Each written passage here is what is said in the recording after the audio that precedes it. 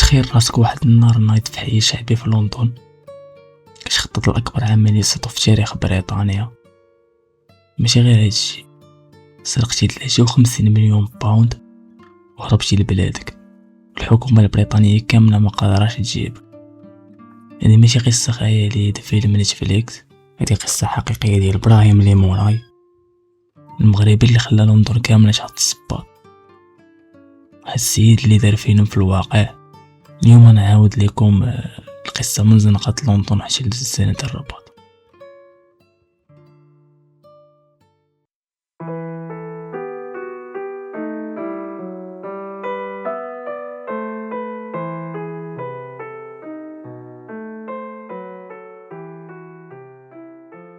تولد إبراهيم في 1977. با كان مغربي مهاجر بحال بزاف الناس اللي جاو لبريطانيا في السبعينات كيقلبوا على حياة كريمة، لكن الحقيقة كانت بعيدة بزاف على داكشي اللي كان كيحلم به با.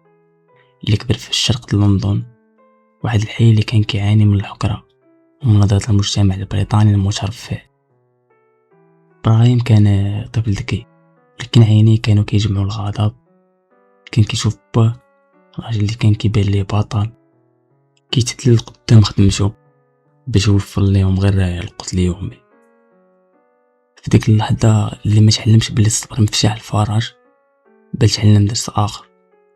العالم كيعطي الحق غير اللي كياخدو بالقوة.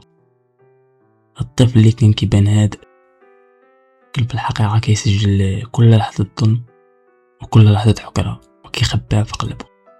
مع الوقت إبراهيم بدا كيكتشف بلي الشارع هو اللي كيحكم في الأحياء اللي كبر فيها.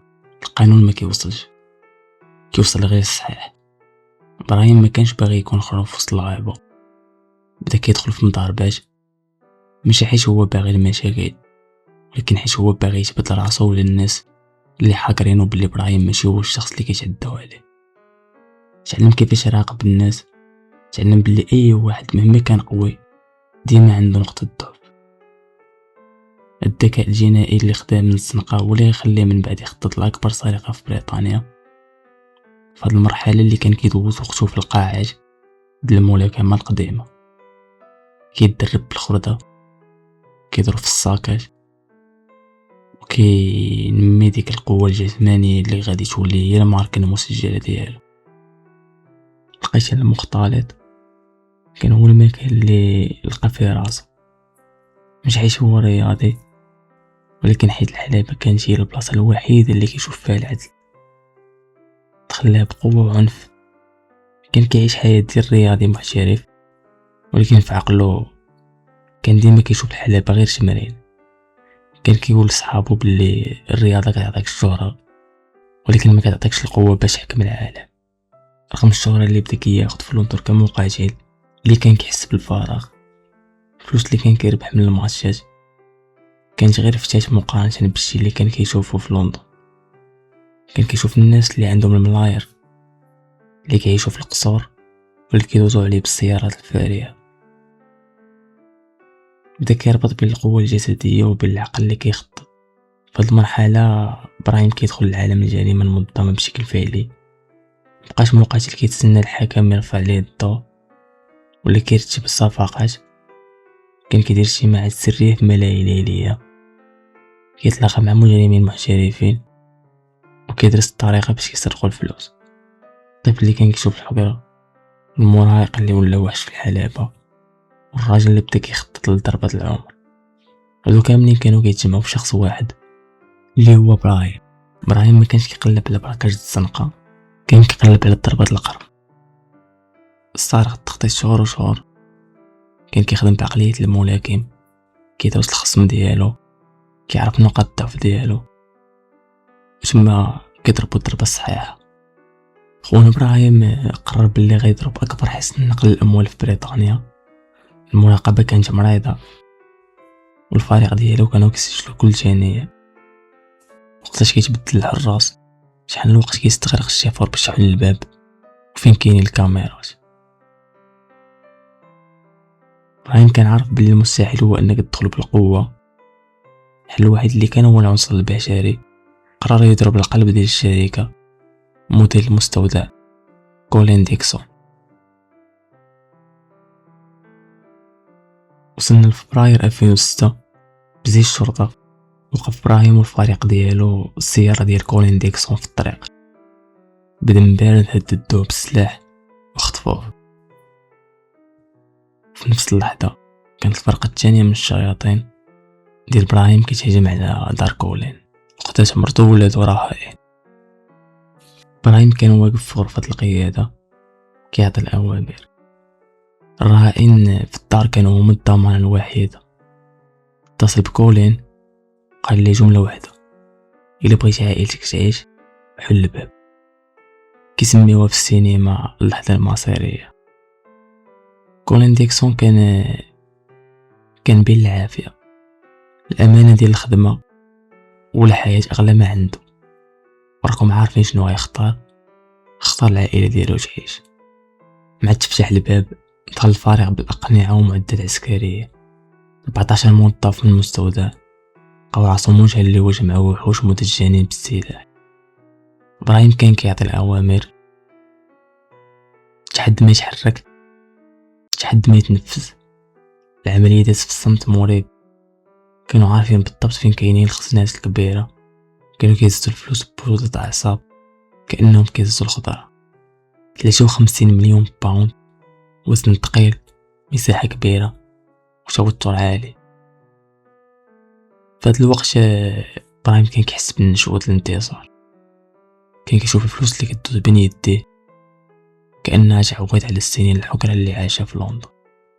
الصدمة ما كانش غير خسارة الفلوس، كان إهانة للأمن. بعد ما خرجوا بغنيمة المخطط كان هو الاختفاء. وزعوا الفلوس وكل واحد خذ حقه وفرقوا الفريق بداو رحلة الهروب.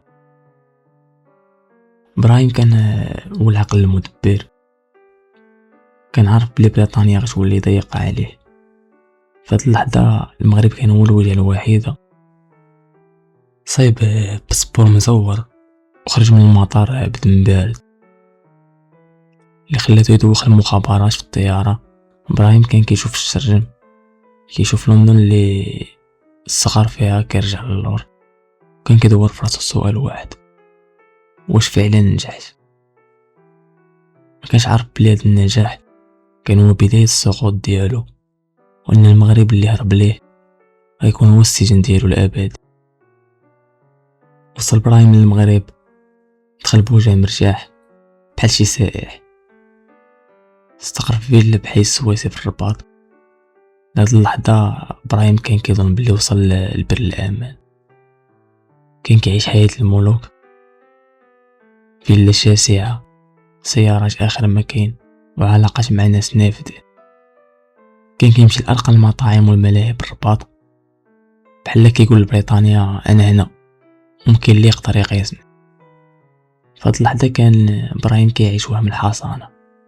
كان كيسحب ليه الجنسية المغربية غتكون هي الدرع اللي غيخليه يهرب من العدالة الدولية للأبد.